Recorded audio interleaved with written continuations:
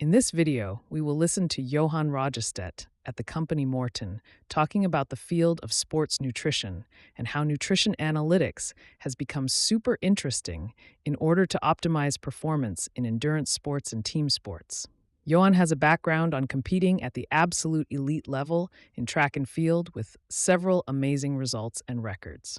When we get into the interview, the host, Jonas, is about to welcome Johan and provide some context. Hello, Johan, and welcome to this interview. Thank you very much. Thank you. Nice to be here. We're doing it as part of the course Digital Innovation in Sports, and you work at a very exciting company. It's all about nutrition and so on. So please tell us a bit. Who are you, and which company are we actually talking about here? Yeah, again, happy to be here. I'm Johan. I'm working for a company called Morton.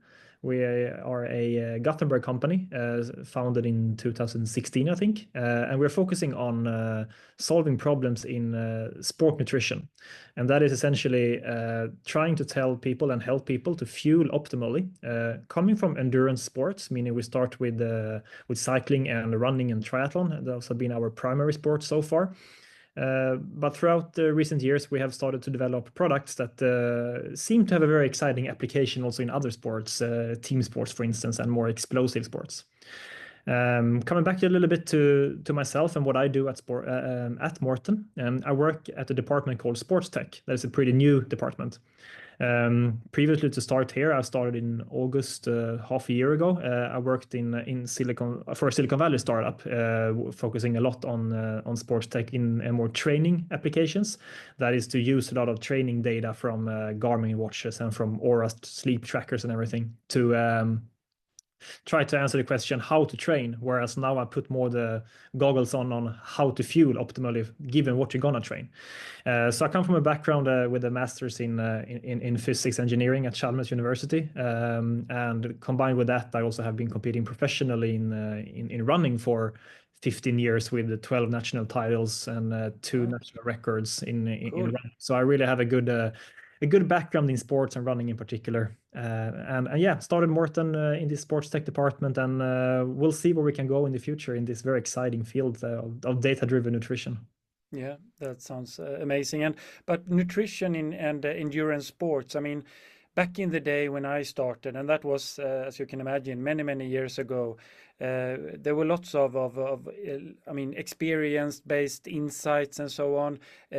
Eat as much as you can the days before, or don't eat at all, and absolutely do not drink any sports drink. It's better to drink just water. Or you meet some guys saying that no, it's all about fat, and you should just try to consume as much as possible. So what has happened since those early days, and where are we now? What is some sort of knowledge today and the view we have?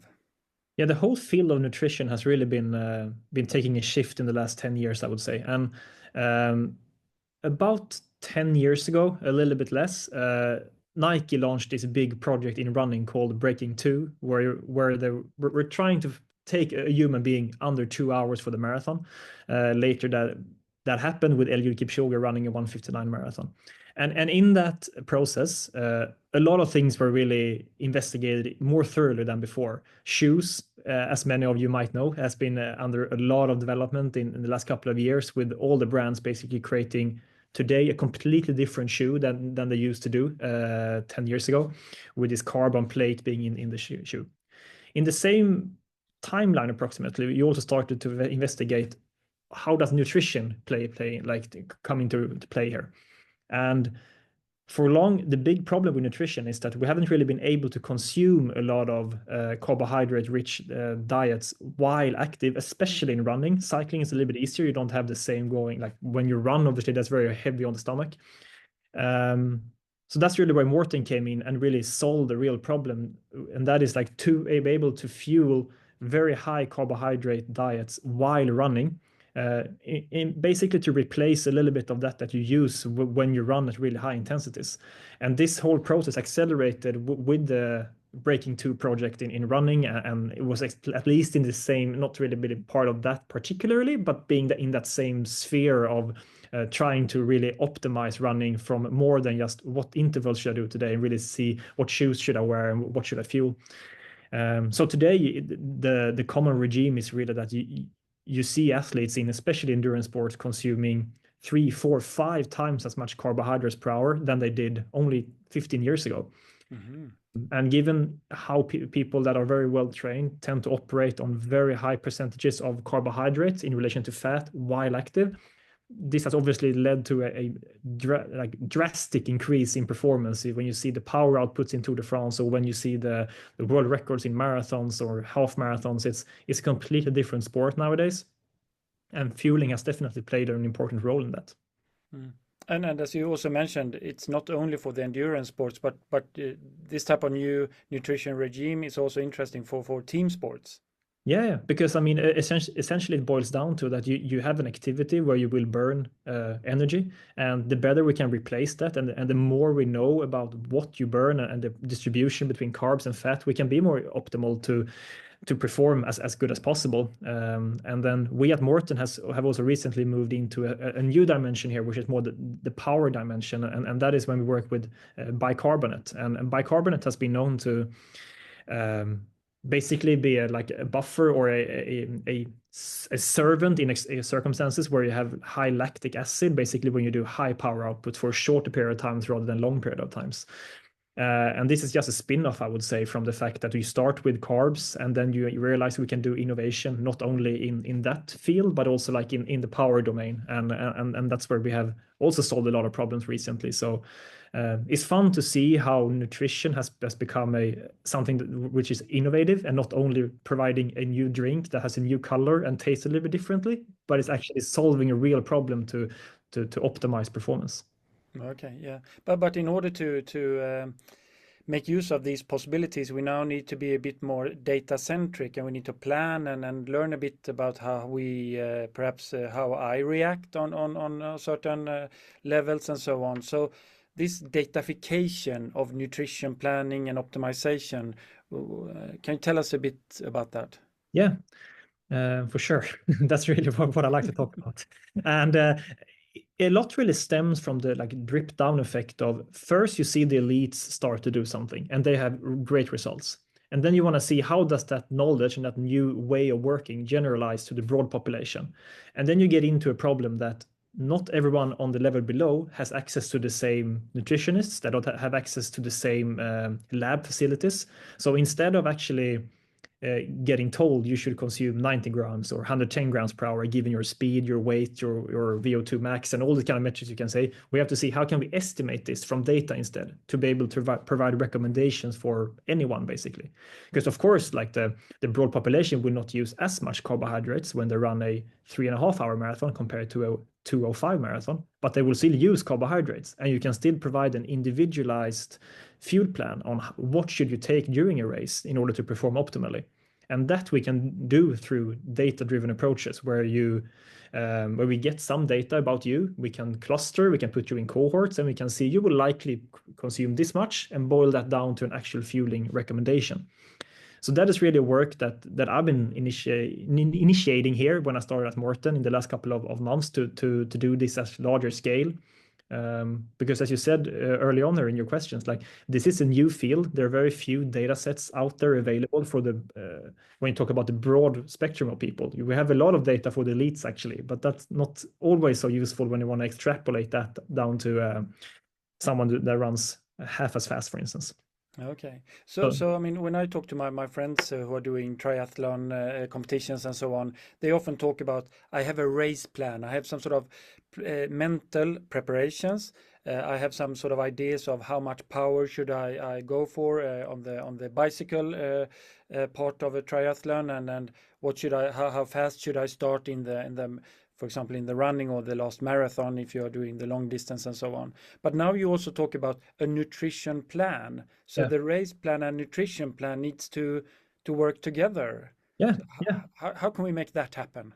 Yeah, definitely. And I mean, essentially, it says that for over a certain time in activity, if that is only run or if that's a triathlon or only biking, you will run out of fuel, right? Like you need to put something back in the car when you go for a long distance drive, and the same goes for triathlon and running.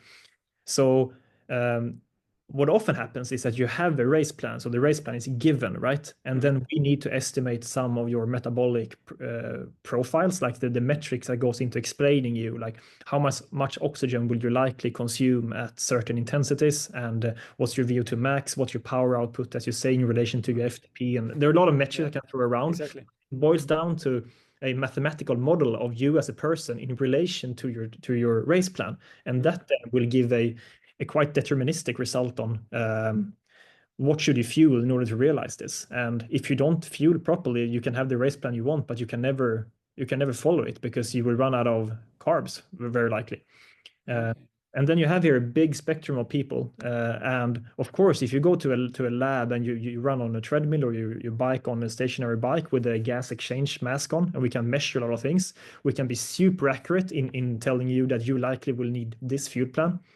But that's of course not that's how you build a data set that we then use to give insights to the broad spectrum of people, and basically help people to reach their goals, because you don't want to overfuel. Because someone who's listening to this might think, well, why don't you just fuel a lot, right? Well, Yeah, the exactly. downside is, of course, GI issues, that if you fuel too much, you will likely not be able to, one, oxidize everything you fuel, because that's a function of how well trained you are, but you will also likely get stomach issues. So we really want to be on that balance of fuel as little as possible to fuel to reach your goal, and yet not more to really run into the risks of the stomach issues. Okay. So if I go to a lab, then you can get very specific data that could be entered into this mathematical model. But I mean, for many people, as you said, we don't have a lab, we will not have access to it. Then you can make some more general models, or and estimate and still make it very useful for me as a recreational athlete.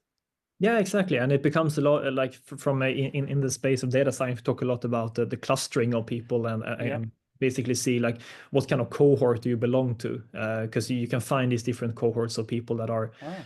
that they might want to run a marathon, and they're heavy, or they're really good in another sport. They want to run a marathon, but they're really good cyclists, right? They are one type of people that run 4-hour marathons, whereas a beginner runner, but running is their primary sport, is another kind of runner that get the same final time, but they come from two completely different backgrounds, and they will also then, of course, need a different amount of fuels to realize this.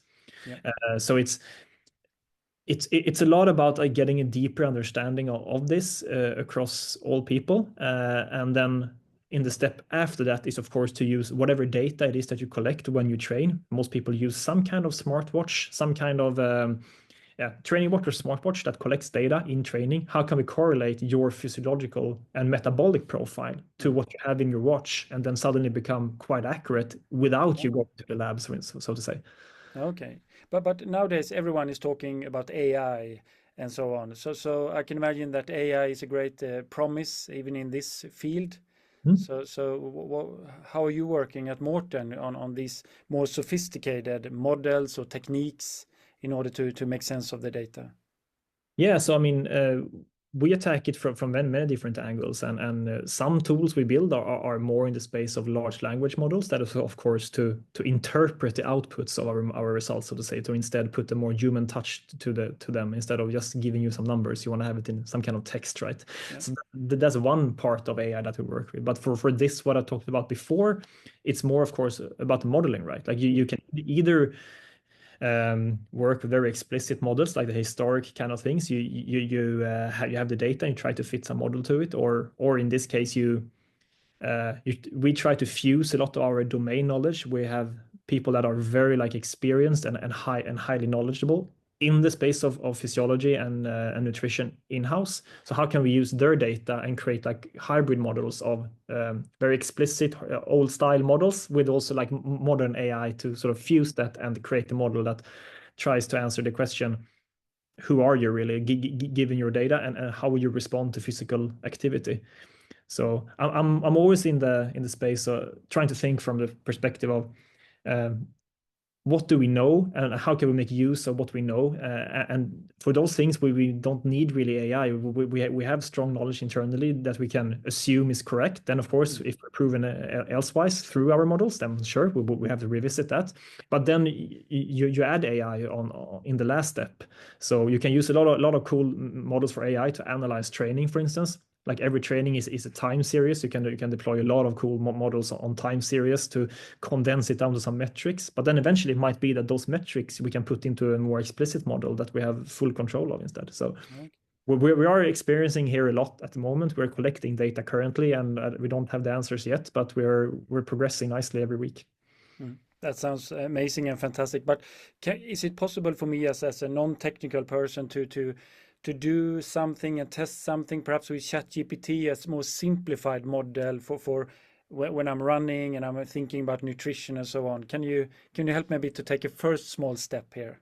Yeah, I mean, I think that just to get a little bit more practical insights to what I'm talking about, it's easy to ask ChatGPT, for instance, maybe what is my estimated carbohydrate expenditure, for instance, right? And Yeah. then you get some numbers on that, and then you can put that into perspective of, okay, but what if I do certain intensities? Maybe you can ask about that as well to ChatGPT and see how your output varies a lot of intensity, and then you put it into an actual training session. You might have a 15K run this weekend, or you might have a 2 hour bike run, and then you can actually start to condense that into something that is actually a Ah, requirement, a fueling requirement. And then you yeah. can, the next step after that, look at your sport drink and see how much does this contain, and then you start to do the math, so to say, and Mm. how much do I need to replace here, so to, for instance. Okay. So it's Uh, possible for me to get started by simple means in a sense to learn a bit more. yeah, for sure, for sure. I think that for me, this is all about starting to understand this dimension of everything as well. Because like nutrition links to training and training links to nutrition, but Mm. historically it's been a lot about I do this training. Like you always follow training plans, you follow these kind of things, and you follow nutrition plans, but they are quite detached from each other. And Mm. we try really to given training give recommendations for nutrition. So like we're not going to prescribe any training in the future of Morton, but we're going to prescribe nutrition given what you're going to train. Ah. And there we really have an exciting future, I think, and people can hopefully start to get an understanding of why that is important by just doing some googling or asking ChatGPT Mm. to provide some rough numbers on average people to understand why it's important. Yeah, that sounds super cool. But what about wearable technologies? Will we have like Garmin watches that will measure some stuff from my blood or my sweat or body temperature? That makes sense here, or what if you dream a bit and look into the future, what do you see? Yeah, and I think that's you can come from this in different angles. Like you mentioned body temperature, for instance. Mm. It's definitely something like if you have good, reliable body measurements from a few different parts of the body, that's of course super valuable if you want to try to estimate the total energy expenditure. Mm. So there, I think it's those sensors are there. They're maybe not as commercialized yet because they are quite expensive Yeah. and they're more used by the elites. But once elites use something and it proves to be useful, then you soon see the trickle down Yeah. effect to more people, and then the costs come down as well. Mm. For wearables, for instance, I think we're all waiting for this kind of breakthrough in